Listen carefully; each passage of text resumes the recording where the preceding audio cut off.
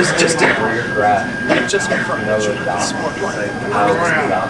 There are small pockets of oxygen located across the entire planet. There is hope for us.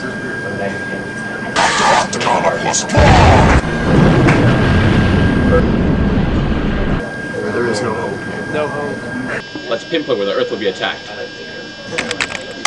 Now over to the floating head. Thanks, Caleb! Well, anyway, the main hotspots of the stapler attacks are located in New York and in China right there.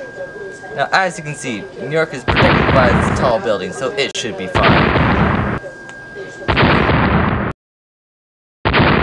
China, however, is a different story. As they have no protection, they are doomed.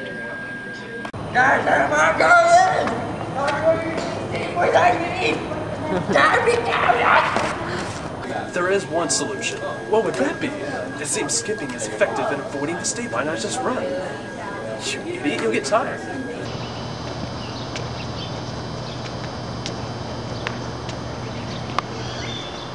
As to why Dr. Octoctopus is in staplers, the world may never know. Welcome! Show me your moves!